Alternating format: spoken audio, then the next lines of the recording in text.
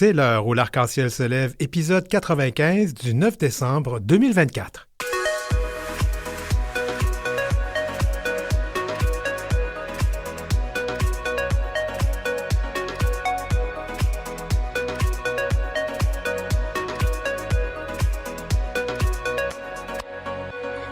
Au sommaire aujourd'hui, sentiment d'insécurité dans le village à Montréal. Plus fort que jamais, l'association citoyenne demande de l'action. La pièce de théâtre Filles de trans, une histoire de transition vue par l'enfant d'une personne trans. À notre segment Transcontinent queer d'un bout à l'autre du Canada, on revient sur l'épidémie de VIH dans nos communautés. Et puis on va parler de Quand je pense à mes Noëls, un livre qui fait du bien, et à la chronique en toute fluidité, les moins bons souvenirs de Noël ou comment éviter les discussions toxiques.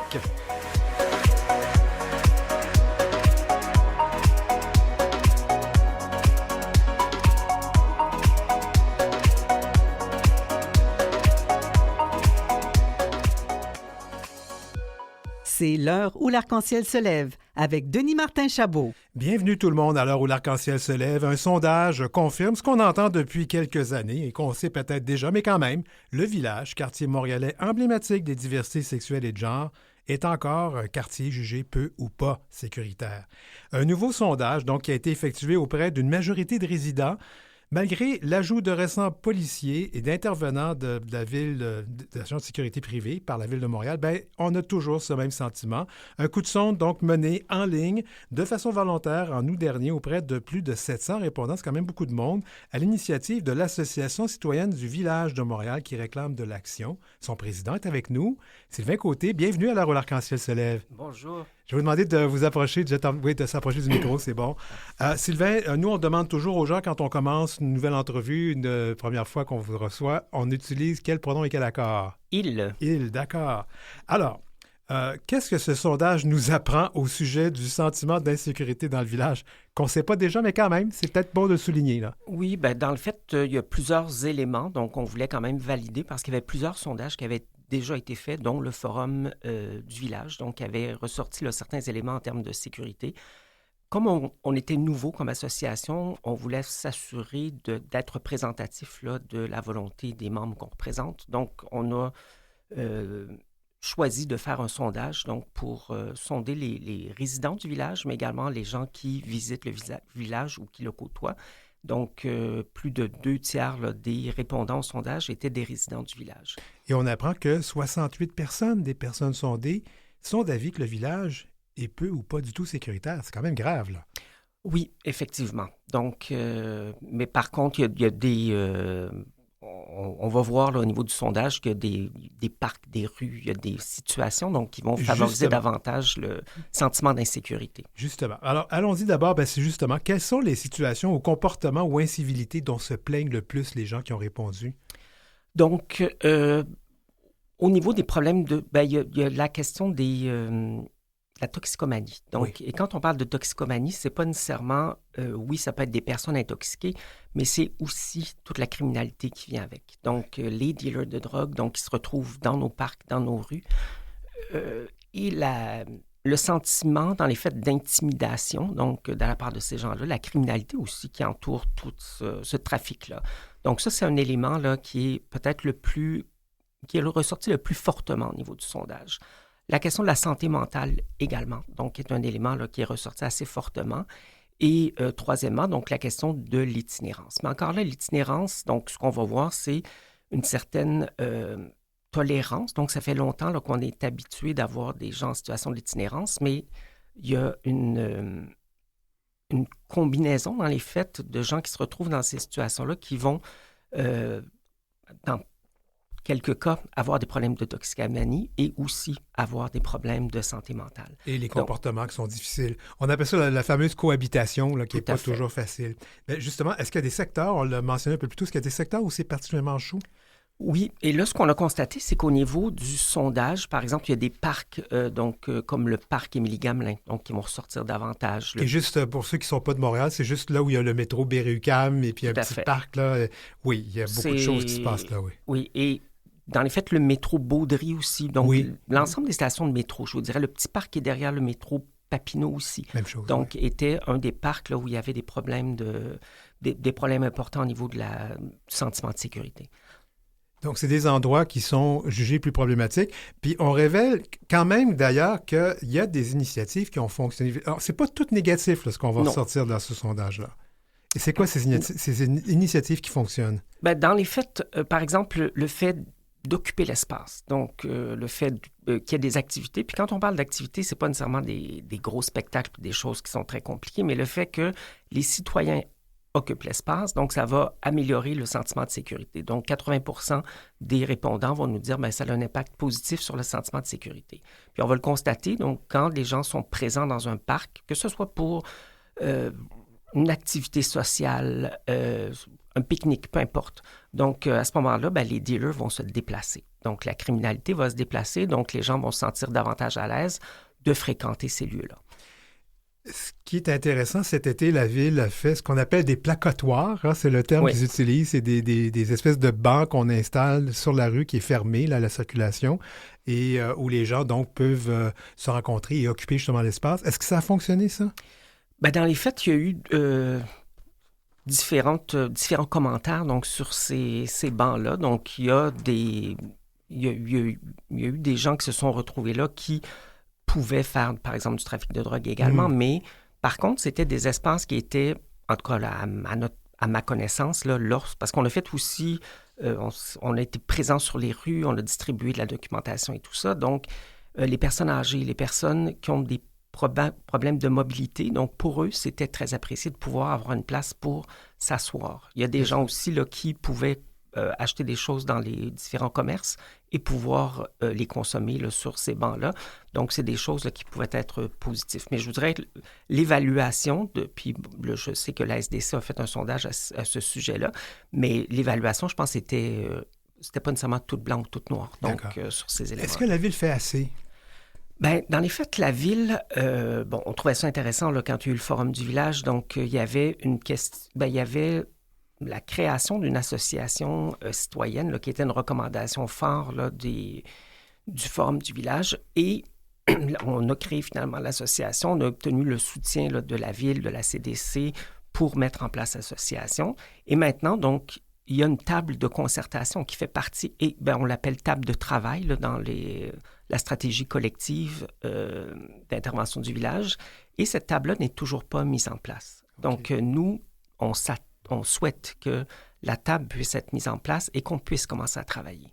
Qu'est-ce que ça prendrait pour que ça marche? Je pense que les bonnes personnes, donc dans les faits d'avoir des représentants, la liste des représentants qui est indiquée là, au niveau de la stratégie d'intervention collective pour les villages, je pense que c'est une bonne piste. Donc, que la police soit présente, que le CIUS soit présent, que des organismes communautaires, mais représentatifs là, d'importance, donc soient également présents.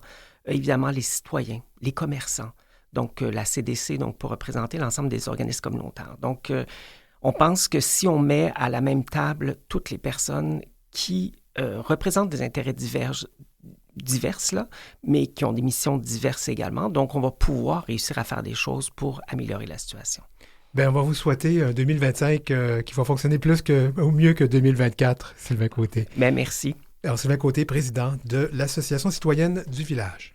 C'est l'heure où l'arc-en-ciel se lève avec Denis Martin-Chabot.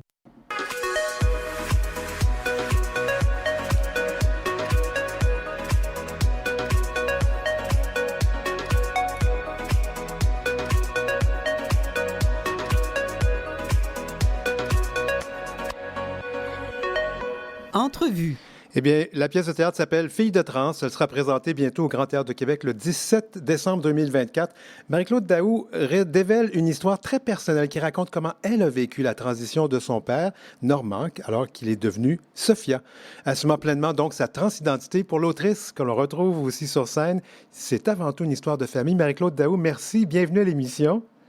Merci de me recevoir, c'est gentil. Alors, qu'est-ce que raconte l'histoire, outre ce qu'on a dit, l'histoire Filles de trans? Qu'est-ce que ça raconte comme histoire personnelle?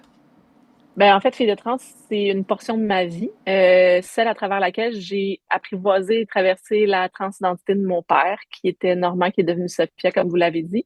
Donc, ça met sur scène cette aventure-là, cette épopée-là, même, je pourrais dire, à partir du moment où j'ai appris que mon père avait une double identité, parce qu'à l'époque, c'était Normand et Sophia en vie parallèle, jusqu'à aujourd'hui, où maintenant, je partage ma vie avec ma papa, Sophia. Tu l'appelles ta papa, mais qu'est-ce qui a motivé d'aller raconter cette histoire très personnelle? Pourquoi tu as décidé d'en faire une pièce? Mais en fait, c'est que quand on vit la transition d'un proche, il y a beaucoup de gens qui se réfèrent à nous tout d'un coup, qui nous en parlent, des fois de façon moqueuse, des fois de façon méchante, des fois bienveillante, mais avec une curiosité un peu déplacée. Puis à un moment donné, pendant la pandémie, je discutais avec une amie, puis elle m'a dit, c'est fou parce que tu es comme une encyclopédie de la transidentité. Puis je trouvais que c'était un titre quand même imposant. Donc, j'ai demandé qu'est-ce qu'elle voulait dire. Puis elle m'a dit, ben, j'oserais jamais poser les questions que je te pose à ton père. J'aurais peur de blesser, j'aurais peur de mettre un pied dans la bouche, j'aurais peur de l'insulter. Mais elle dit, à toi, je peux. Puis elle dit, ce que tu as vécu, puis ce que tu connais de la transidentité, puis la référence que tu y as, il y a plein de gens qui en auraient besoin. Elle dit, il faudrait vraiment que tu racontes ça au monde, puis que tu partages cette affaire-là. Fait qu'au départ, on savait pas quelle forme le projet allait prendre. On savait pas si ce serait une conférence ou un spectacle. J'ai commencé par écrire, puis finalement, c'est un bout de ma vie que j'ai écrit, que j'ai présenté lors d'une lecture publique à laquelle les gens dans la salle ont réagi très, très fortement, pardon. Euh, les gens me disaient à quel point ça faisait du bien d'en entendre parler, puis à quel point je devrais poursuivre dans cette veine-là. Donc, de là, le texte est devenu une pièce de théâtre qu'on présente sur scène aujourd'hui. Mais quelque part, ça ne va pas être facile parce que tu racontes ta vie, c'est très personnel. Tu sais, puis surtout que ça n'a pas été une histoire facile non plus, cette transition. Tu ne l'as pas vécue aussi facilement qu'on peut le penser, là. Non, puis en fait, je me mets un peu ben pas dans l'eau chaude, mais dans ce fond, je me dévoile, tu sais, c'est-à-dire que moi, quand j'ai su, c'est ma petite sœur qui m'a annoncé que notre père se déguisait en madame. Puis là, je dis déguisait avec des gros guillemets, évidemment. Euh, puis je comprenais pas, tu sais, je pensais que c'était comme une déviance sexuelle ou un problème que mon père avait, puis je me disais que ça me concernait pas du tout. Puis à travers les années, mais pendant 4 ans, j'ai été dans le refus puis dans le déni. Puis à un moment donné, ben un peu fatiguée de la pression, de sentir que mon père voulait m'en parler, de refuser, de plus savoir pourquoi je refusais. J'ai décidé de rencontrer Sophia puis de d'apprendre à la connaître finalement. Mais ça s'est pas fait sans heurts puis sans anicroche. Ça a été vraiment difficile, des fois frustrant, des fois épeurant, des fois vraiment triste.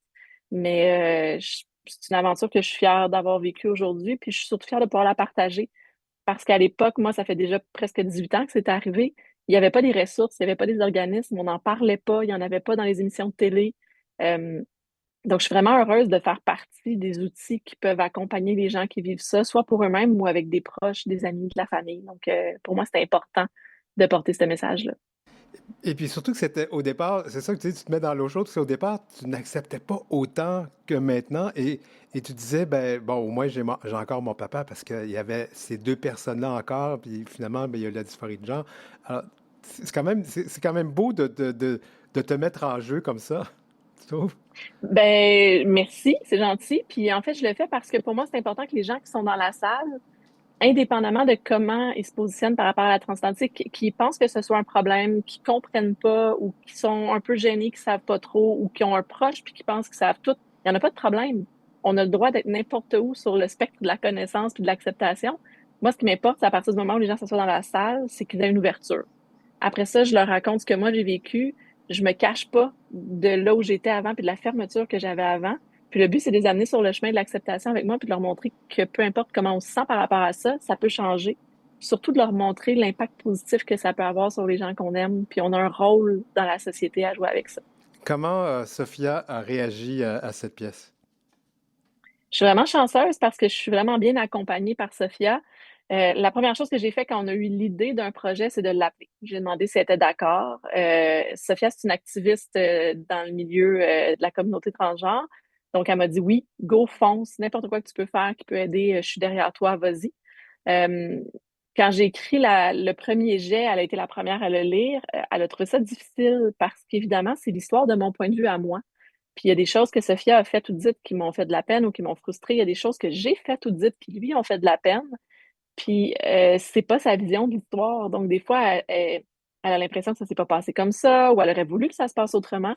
Mais elle a beaucoup d'humilité puis beaucoup de générosité de me laisser le raconter selon mon point de vue. Elle est consultée à chaque étape. Elle a assisté à pratiquement chacune des représentations à ce jour, puis elle en parle beaucoup autour d'elle. Donc, je dirais que c'est un excellent support pour le projet puis la communauté.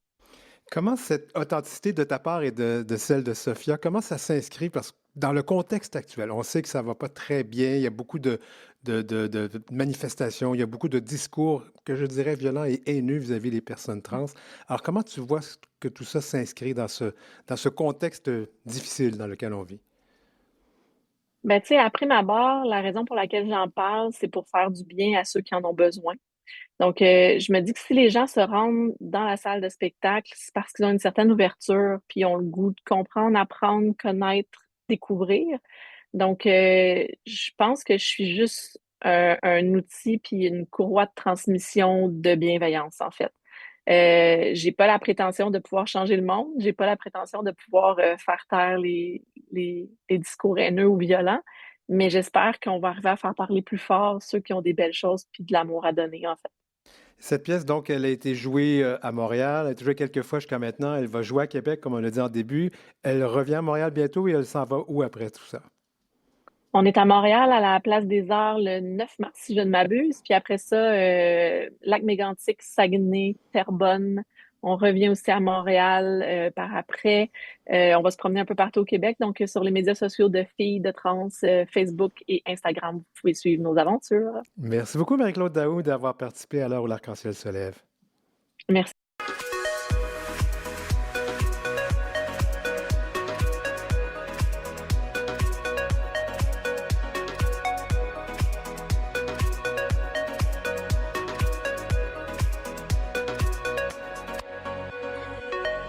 Entrevue.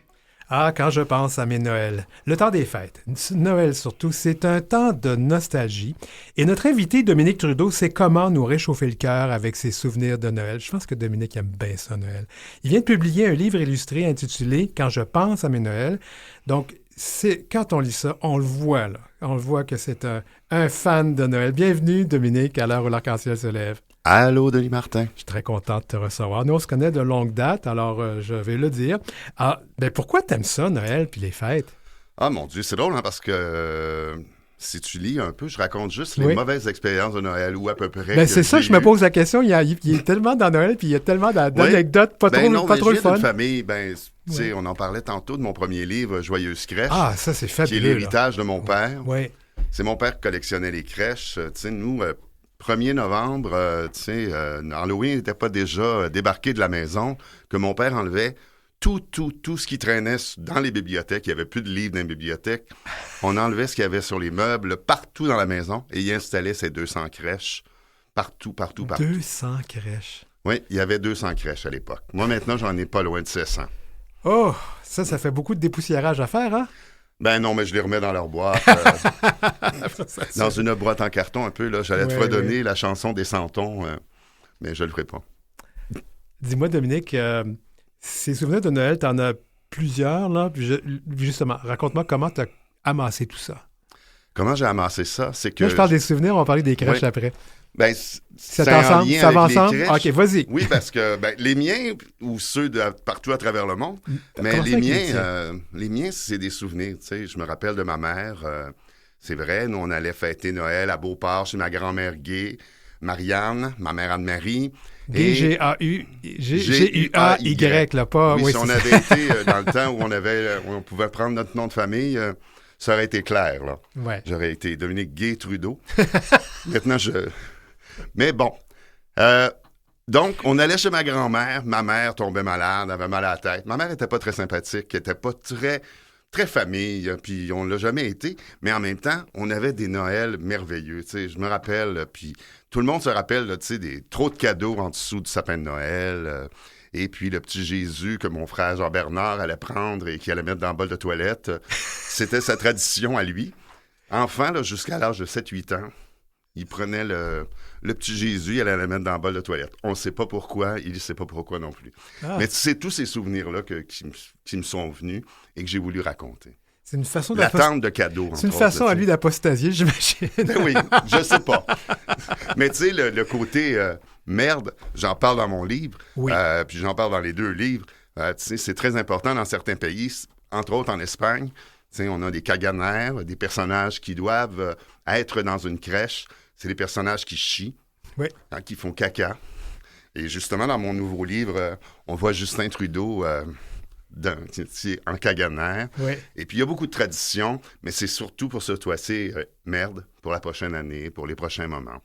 Ben justement, là, ce livre, tu en as glissé un mot, il raconte donc tes souvenirs de Noël, mais ce qui est intéressant, il y a des illustrations. Là. C'est pas juste pas un livre plate, là. Il y a des illustrations, puis il y a des photos. Ben, c'est ce que je rêvais de. Je rêvais surtout des illustrations. J'avais le goût de faire. Au départ, j'avais le goût de faire un livre à colorier.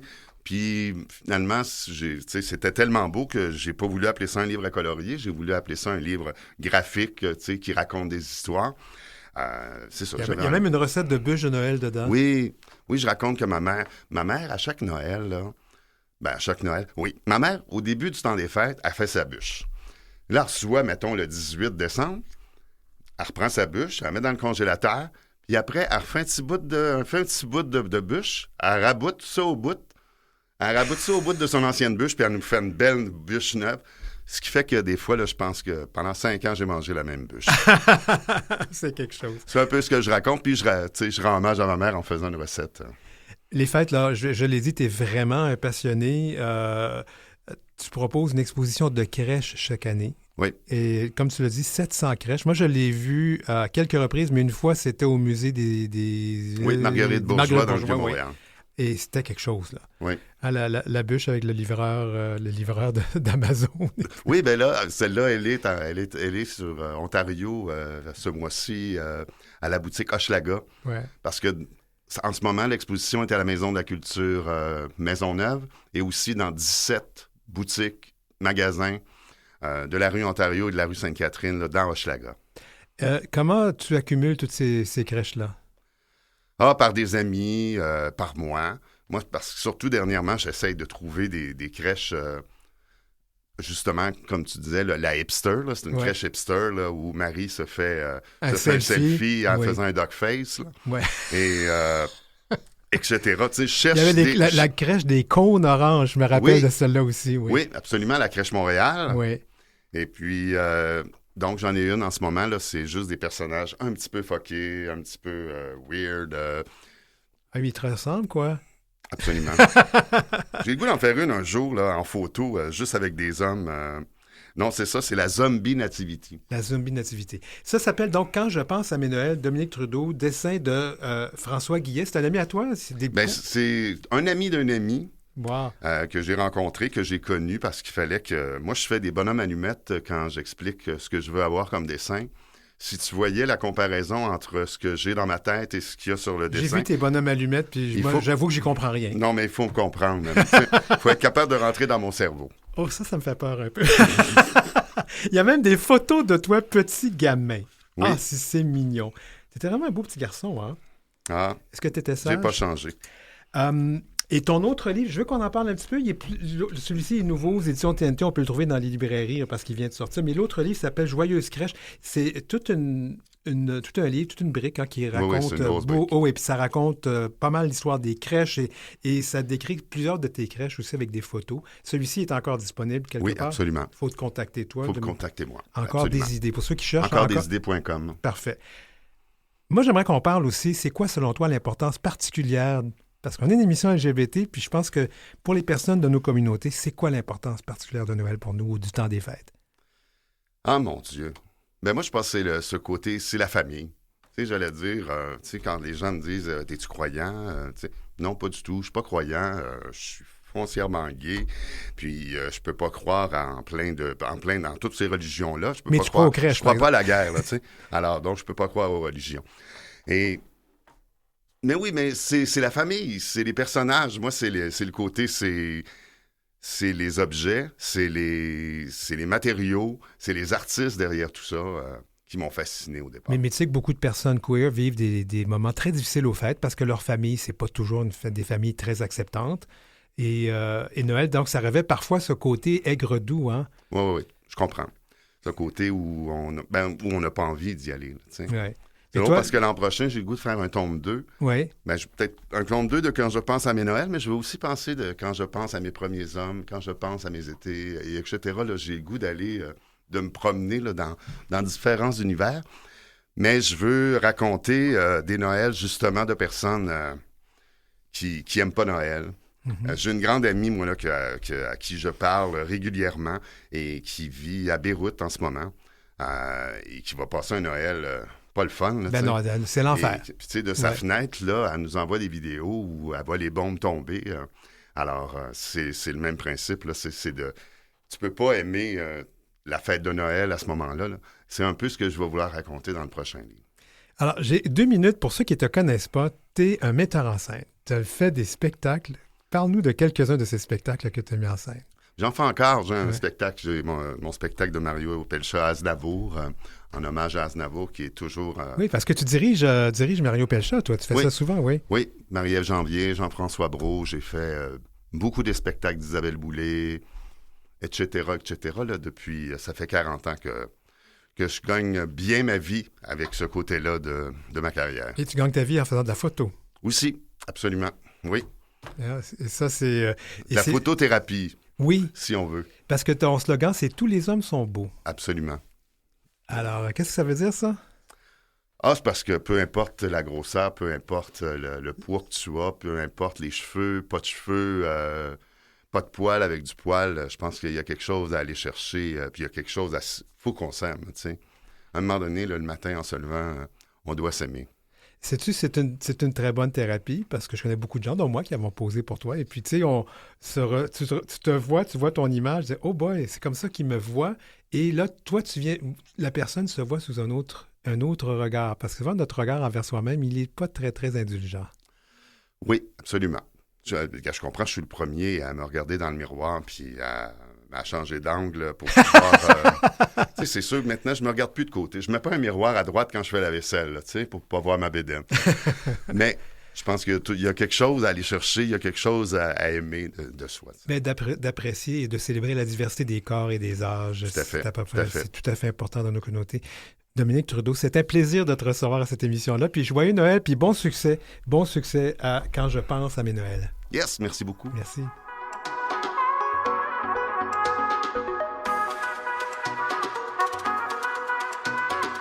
Pour joindre l'équipe de l'heure où l'arc-en-ciel se lève, écrivez-nous à heureciel@gmail.com, heureciel en un seul mot, @gmail.com. Suivez Denis Martin Chabot sur Facebook et Instagram, @DM Chabot Auteur et sur LinkedIn, Denis Martin Chabot. Et on peut me suivre sur le tout nouveau réseau social Blue Sky. Vous allez me trouver, mettez mon nom, vous allez me trouver là-dessus. Éventuellement, on va changer cette annonce-là pour l'inclure. En deuxième partie, nous allons parler des discussions toxiques dans le temps des fêtes en toute fluidité. Mais on a auparavant notre discussion pan-canadienne transcontinentale queer. À tout de suite!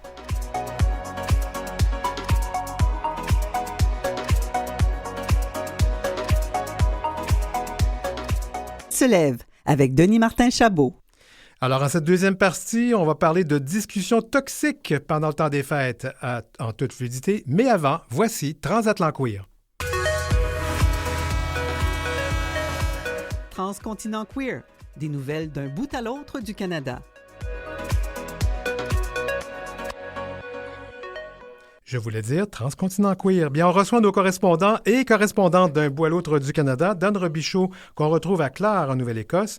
Il y a Arnaud Boudry, qu'on retrouve à Toronto, et Roseva Falk-Jenkins, qu'on retrouve à Edmonton. Bonjour tout le monde, ça va bien? Bonjour. Ah, c'est le fun de vous retrouver. On va commencer avec toi, Dan, tout de suite, parce que il y a eu beaucoup d'élections provinciales cette année. Il y en a eu quand même 2 dans ta région. Et la deuxième, on vient de connaître les résultats, c'est en Nouvelle-Écosse. Qu'est-ce qu'on peut dire de cette élection et en quoi ça va influencer nos communautés? Pour les gens qui regardent la Nouvelle-Écosse, ils ont constaté que la dernière élection provinciale, le gouvernement conservateur a rapporté une super majorité, rapportant presque 98% du vote. Ce qui est tout à fait l'inverse du Nouveau-Brunswick, qui est notre voisin de l'autre côté. Ce qui rend spécial l'élection en Nouvelle-Écosse, c'est qu'à l'heure actuelle, c'est pas la question LGBTQ, ni même trans, qui est la patate chaude, c'est vraiment la pêche et la pêche au homard. Ah Ça fait ouais. que je pense qu'on se trouve éclipsé derrière ça. Traditionnellement, on sait qu'un gouvernement conservateur, ça peut vouloir dire même des reculs pour la communauté gay, mais on est un peu protégé là, cette fois-ci dans cette élection avec le gouvernement conservateur parce que l'issue à la une, c'est la pêche commerciale. Est-ce que tu penses que le fait qu'ils ont vu comment le gouvernement conservateur de la province voisine s'est fait jeter dehors, puis c'était un gouvernement qui était conservateur social, ça a comme un petit peu indiqué où ne pas aller à ce gouvernement de Nouvelle-Écosse? Exactement. Déjà, on est pas mal leader en Nouvelle-Écosse, surtout pour les soins de santé et pour l'inclusivité.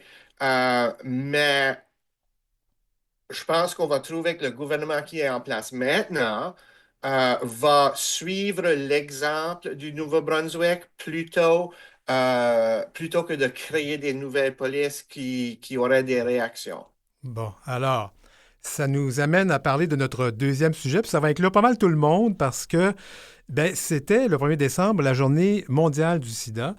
C'est quoi la réalité du VIH dans nos régions? Puis j'ai quand même vous signaler qu'au Canada, en 2023, on a noté une hausse encore de 25 des nouveaux cas de VIH. Ça veut dire qu'on va vraiment pas dans la bonne direction parce que si on veut atteindre les objectifs de l'ONU-SIDA pour 2030, ben, je sais pas, il va falloir qu'on fasse mieux que ça. Je sais pas comment on explique ça, ces hausses-là.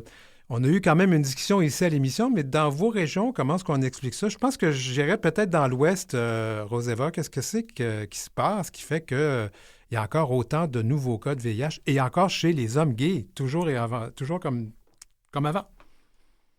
Oui, alors c'est quelque chose que, tu sais, malheureusement, c'est encore quelque chose qu'on voit.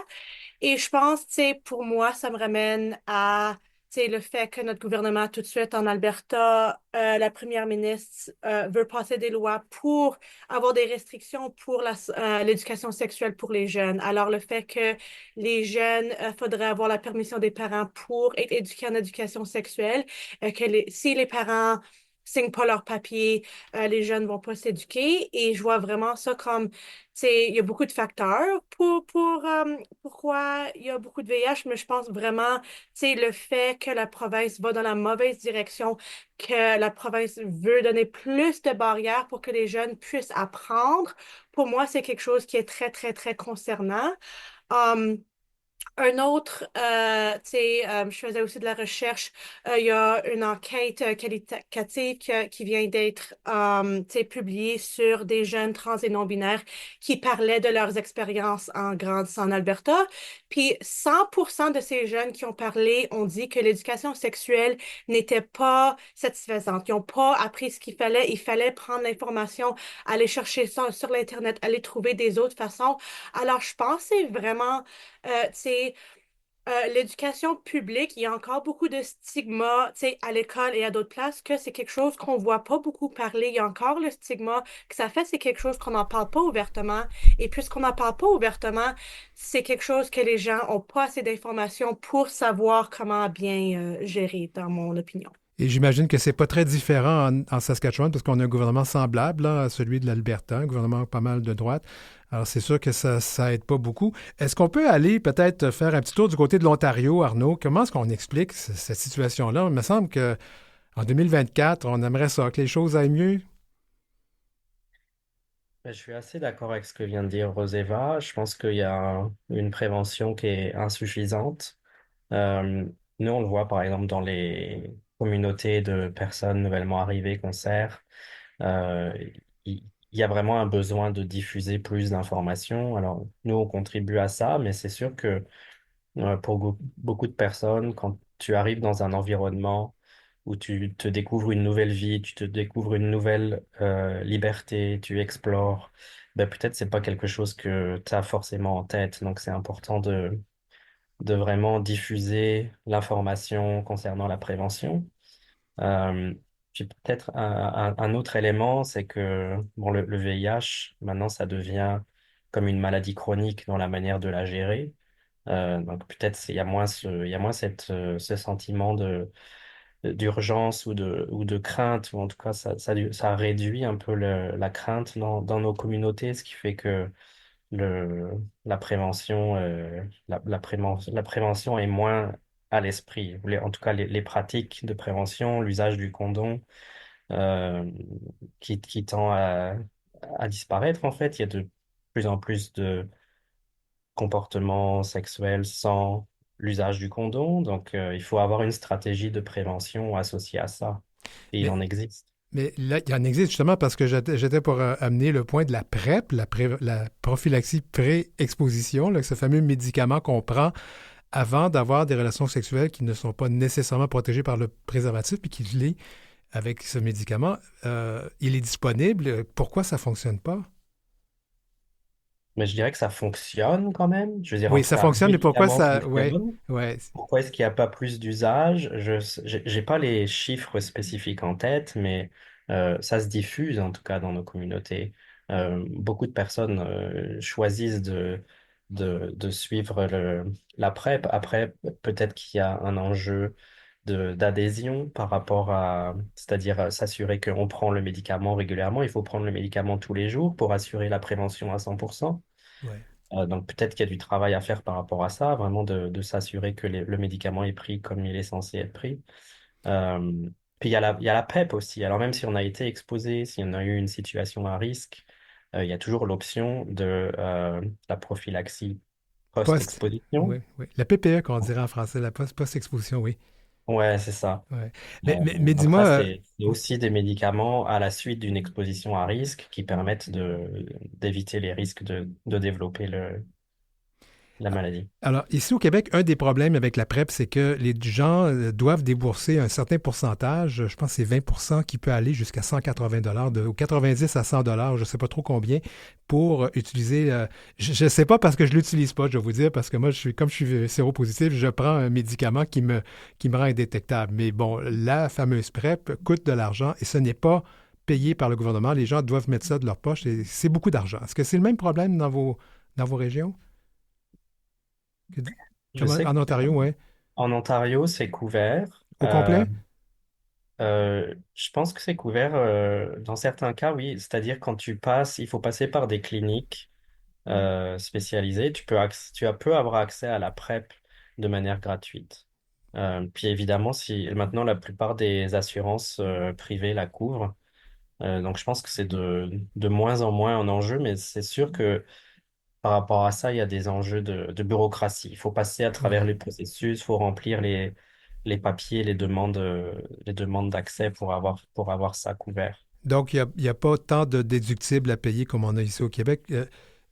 J'aimerais savoir, Dan, de ton côté, comment on explique ça, cette montée des cas alors qu'on devrait descendre La dans ton, montée ré- dans ton, ré- dans ta région, comment on explique ça? C'est préoccupant.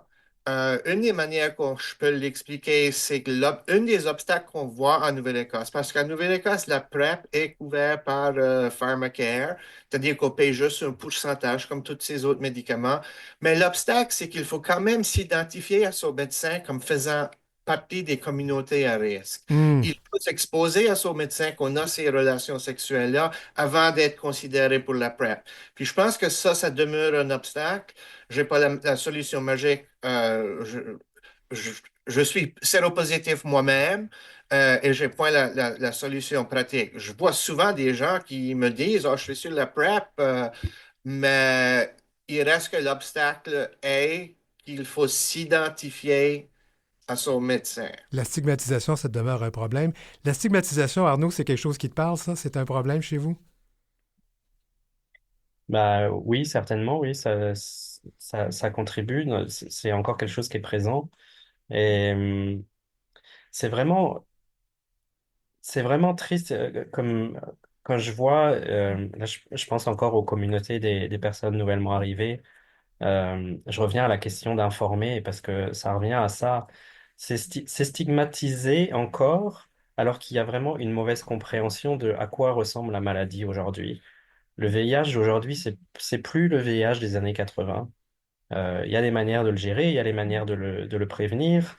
Comme je disais tout à l'heure, c'est plus géré comme une maladie chronique maintenant. Donc, la situation est vraiment pas pareille. Je pense qu'il y a encore un besoin de continuer le travail d'information et de prévention. Le gouvernement, on sait que I égale I, vous connaissez ce fameux slogan, là, qu'indétectable égale intransmissible. Donc, même une personne séropositive qui a une charge virale indétectable, donc qui prend son médicament qu'on appelle les traitements antirétroviraux, les TAR, cette personne-là, donc, ne transmet pas la maladie. Or, tellement peu de gens sont au courant. Puis je me rappelle, lors de la conférence AIDS 2022 ici à Montréal, on avait promis de faire une campagne là-dessus. Avez-vous vu quelque chose, vous autres? Roséva, oui. Personnellement, non, puis pour moi, tu sais, ça, oui, ça revient encore à l'éducation et l'éducation publique, puis comme, oui, en revenant, tu sais, parler de la stigmatisation, tu sais, je sais qu'ici en Alberta, la PrEP et la PEP, c'est couvert. Par contre, j'ai déjà eu, tu sais, parlé à des amis qui m'ont dit qu'ils ont demandé à leur docteur et leur docteur ont dit, ah, c'est quoi ça?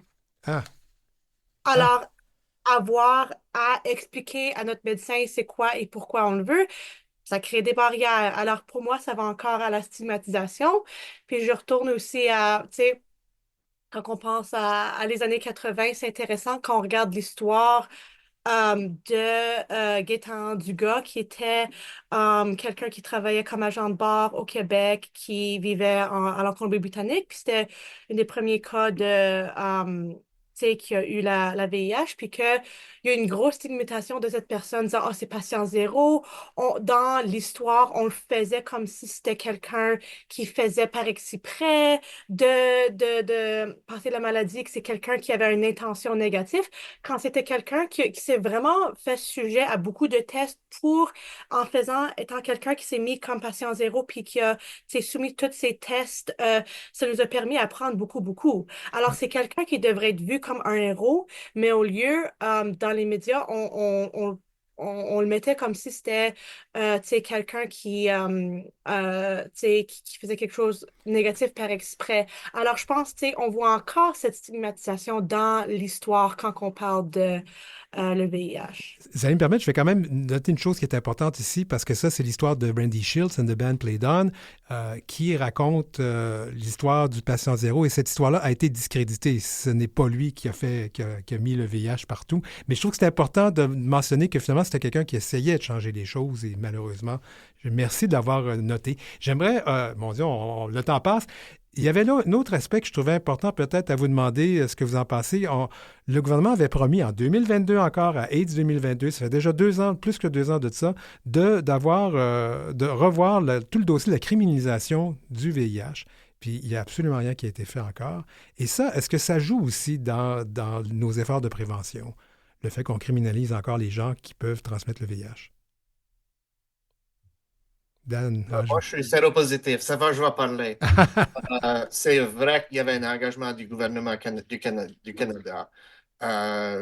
Après que rien n'avait été fait ou rien de mesurable, il y avait le sénateur indépendant René Cormier qui avait fait passer ou mouver un projet de loi pour effectivement que le gouvernement fédéral rencontre ses promesses sur le SIDA-VIH. Puis je pense que beaucoup des choses qu'on parle de la stigmatisation, la décriminalisation, la criminalisation du sida revient à ça, que le gouvernement fédéral ne rencontre toujours point ses engagements envers la communauté séropositive et du VIH-Sida et qu'il faut continuer à mettre des pressions sur le gouvernement fédéral à trouver ces enveloppes-là.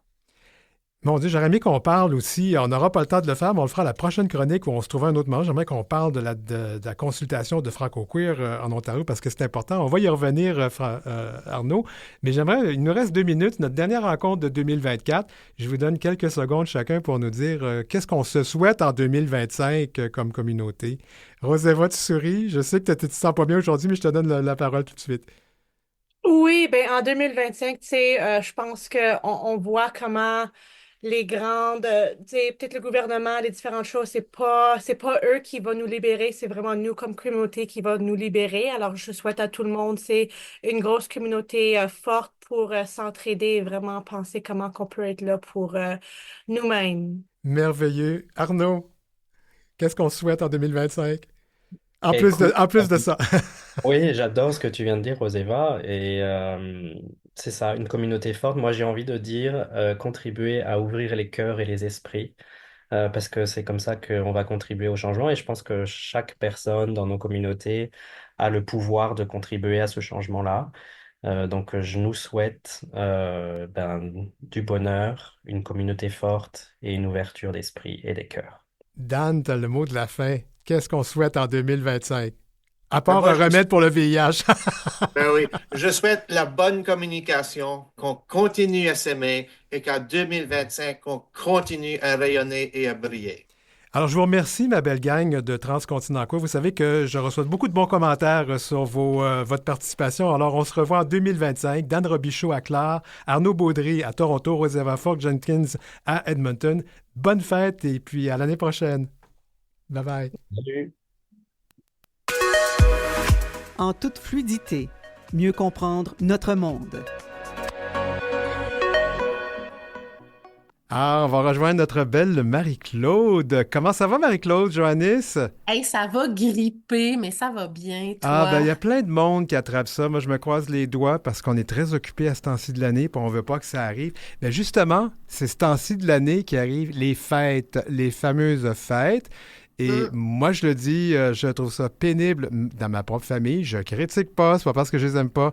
Mais mon Dieu, qu'as-tu du discours qui est fatigant. Puis là, je me dis, comment est-ce qu'on évite les chicanes de famille? Fait qu'on va parler de communication non violente. Je trouve que ça donne bien pour les fêtes, tu trouves pas? Ben oui, mais c'est-tu quoi, Denis Martin? Je t'annonce un scoop, t'es pas tout seul à vivre ça, OK? Donc, beaucoup de gens vivent ça dans leur famille, puis même dans leur famille choisie. Le temps des fêtes, ben oui, c'est un moment où on placote, puis où est-ce qu'on rencontre des gens qui sont moins dans notre cercle restreint, de gens qui pensent comme nous. Puis c'est bon de faire ça quand même, parce que des fois, on se rend pas compte qu'il y a des gens qui pensent différemment de nous, puis c'est bien correct. C'est comme ça qu'on évite la radicalisation. Tu te rappelles, on a déjà parlé de ça. C'est en s'exposant à d'autres façons de penser. Mais ça veut pas dire que c'est le fun puis que c'est facile pour autant. Ouais. Ben, tu sais, des fois, c'est agressant. J'appelle ça, moi, des micro-agressions. Ben oui. Je vais pas rentrer dans plein de détails, mais je pense que tout le monde vit ça. Ouais, Là, on a eu ouais, des élections aux États-Unis qui a élu quelqu'un de très controversé. oui, Il s'appelle Trump. oui, Et, ben, ça a comme délié des langues qui se permettent de dire bien des choses. Puis, tu sais, oui, on peut plus rire. Puis oui. là, on Bon, puis envoie là, des commentaires qui sont pas toujours faciles à prendre. oui, puis le commentaire, on peut plus rien dire, peut sortir. Puis ça peut être correct de dire, ben sais-tu, quand je suis là, effectivement, j'aime mieux qu'on parle pas de tel sujet parce qu'on se voit pas souvent. Puis moi, je trouve ça le fun de te voir. Puis j'aimerais ça qu'on ait du plaisir ce soir. Ah, c'est bon. Alors, écoute, moi, je Hein? t'écoute, là. Allons-y avec ce que tu vois, toi. Comment on peut décrire ce discours et comment on le Bon, perçoit? là, Oui, on parle oui, de communication non oui, violente. Ce que j'ai fait juste avant, c'est de parler d'humour, c'est d'y oui, aller avec de l'humour ou d'y oui. aller de façon un peu détournée. Il y a plein de stratégies. Les stratégies que vous utilisez normalement sont correctes. Puis, on peut s'allier à des gens. Si on y va tout seul, ben là, on est prêt avec nous-mêmes. Mais des fois, on peut s'allier aussi en équipe, dire, hey, mon oncle a un tel ou ma tante a une telle, ou bon, peu importe. Quand, là, tel genre de commentaire, OK, comment on se prépare la balle au bon? Puis on peut se donner un peu d'humour aussi avant, dire, OK, hey, toi, tu dis que ça va arriver combien de fois dans la soirée? Tu sais, des fois, c'est juste se donner une façon de faire, de dire, OK, je me prépare, je sais que ça va arriver. On essaie-tu de le prendre un peu comme une game de hockey ou je sais pas, OK? Donc, parce qu'on a quand même fait le choix d'y aller. À partir du moment où on est libre hein, d'y aller ou pas, c'est une question des fois à se poser. À partir du moment où on y va, bon, qu'est-ce qu'on fait? Donc, la communication non violente, là, Denis Martin, c'est pas moi qui ai inventé ça, là, c'est Marshall Rosenberg. Et, tu sais, la base, là, on le dit souvent, parler au jeu. Bon, pourquoi on parle au jeu? C'est parce que les gens se sentent moins attaqués quand on parle de nous, Oui, OK? oui. Plutôt que de dire à mon oncle Jean-Martin, mon oncle Jean-Martin, Donald Trump, c'est un gros épais. Puis moi, ça ne m'intéresse pas d'en parler ou qu'on tombe dans les sujets de discussion. Ben, il est raciste. Voyons, il a dit que les personnes immigrantes mangeaient des chats et des chiens, ça n'a pas d'allure. Bon, OK, là, comprends-tu qu'on Oui, va oui. tomber dans une escalade? Puis là, moi, en disant que Donald Trump est épais, si lui, il trouve intelligent, je suis comme en train de dire que je le trouve épais. Bon, ça se peut qu'il trouve pas ça le fun, puis que ça lui donne envie de pas être fin avec moi aussi. OK? Ouais. Donc, pratico-pratique, on va parler de soi. OK? Donc, il y a 4 petits éléments qu'on regarde. Alors, c'est pratico-pratique, ce que j'observe, OK? Donc, mon oncle, j'ai dit Jean-Martin, mon oncle Jean-Martin, quand tu parles de Donald Trump, puis là, on reste dans le moment présent. Pas quand tu parles de Donald Trump à l'année, pas quand tu as parlé de Donald Trump le mois passé. Là, quand tu viens de parler de la position de Donald Trump sur l'immigration, je précise, OK? Je me suis sentie, là, tu parles de tes émotions. Le premier, c'est observation, donc concret. Quand tu parles de Donald Trump, de l'immigration, la position de l'immigration de Donald Trump, je me sens frustrée ou je me sens. Puis là, tu sais, le langage non-verbal, ça parle beaucoup d'Annie Martin, hein? Oui.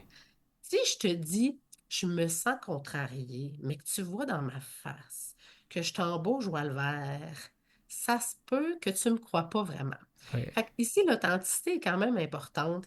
Ça me met hors de moi, mon oncle Jean-Martin. OK? Ça, je vais te le dire. C'est totalement. Bon. Mais c'est moi, là. C'est moi. Donc, parce que moi, là, j'ai besoin d'avoir un moment calme avec toi, où j'ai besoin de me sentir pas confrontée ce soir, un 24 décembre, où j'ai besoin, OK, d'être calme, de pas être dans des débats. J'ai besoin de pas m'emporter ce soir, OK? Là, trouver votre besoin à vous, c'est quoi là-dedans? Alors, mon oncle Jean-Charles, j'ai dit Jean-Charles, excuse-moi, Jean-Martin, serais-tu d'accord qu'on ne parle pas de Donald Trump ce soir? Là, on fait une demande claire, OK, Ouais. et réaliste. Pas, serais-tu d'accord qu'on n'aborde pas des sujets épineux ensemble ce soir? Là, si je te dis ça, Denis Martin, toi, tu sais quoi les sujets, tous les sujets épineux avec moi? Ben là, je viens de comprendre qu'on ne parlera pas d'immigration, on ne parlera pas... Ben à peu près tous les sujets qui se retrouvent à la radio poubelle, c'est ça? Ben, tu le sais pas, tu Ah, peux pas deviner. Puis là, ça se peut que tu dises, ben, c'est ça, on peut plus rien dire. Mais non, je t'ai pas dit que tu peux plus rien dire, je t'ai dit, Jean-Martin, j'aimerais ça qu'on parle pas d'immigration ce soir. Ou de Donald de Trump. J'ai Donald dit Trump, Donald Trump. oui. OK, j'ai été claire, j'ai été précise dans mon affaire.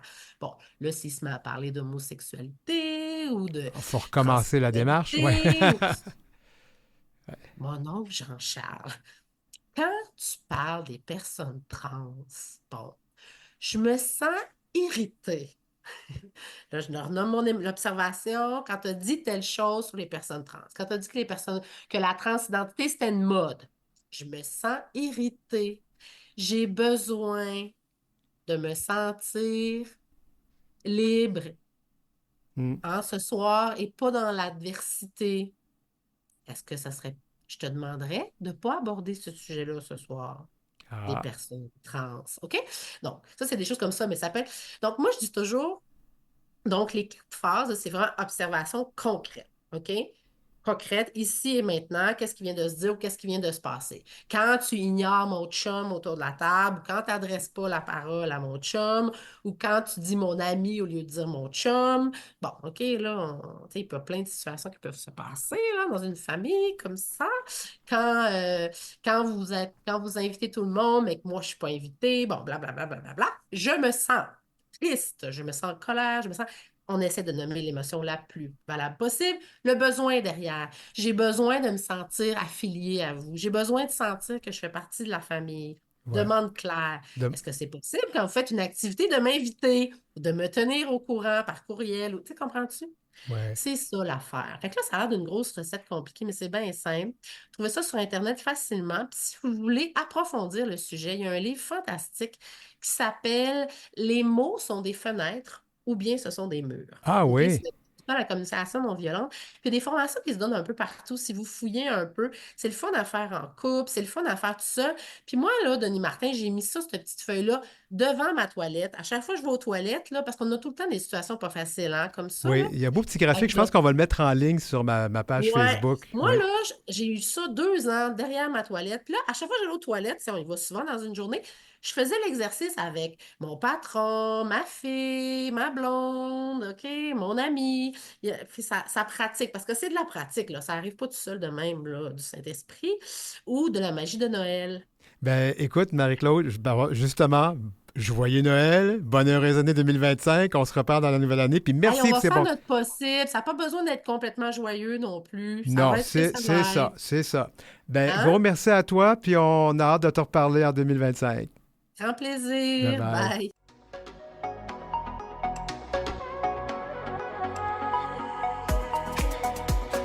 Juste pour vous dire que, ben oui, on aura d'autres spéciaux comme ça pour parler du temps des fêtes. Je vous invite le 23 décembre, une belle discussion. On en reparlera très, très bientôt de tout ça. Alors, merci encore à nos chroniqueurs d'être là. Pour joindre l'équipe de l'heure où l'arc-en-ciel se lève, écrivez-nous à heureciel@gmail.com, heureciel en un seul mot, @gmail.com. Suivez Denis Martin Chabot sur Facebook et Instagram, @DM Chabot Auteur et sur LinkedIn, Denis-Martin-Chabot. Ben, pour une fois, j'ai le temps de tout la faire. Alors, c'était l'heure où l'arc-en-ciel se lève, épisode 95, en ce 9 décembre 2024. N'hésitez pas à communiquer avec nous, je le répète, donc heureciel en un seul mot, @gmail.com. Merci à l'équipe, Godéric Trobe, Marie Massé à la recherche, Maurice Bolduc à la mise en onde, Gerly Ormelette, chef de contenu numérique, Jean-Sébastien Laliberté, qui est notre chef de diffusion à Canal M, Philippe Lapointe, notre directeur d'antenne, et un gros coucou à Marjorie Théodore, présidente et directrice générale de Vue et Voix à Canal M. Je m'appelle Denis Martin Chabot. Merci d'être là.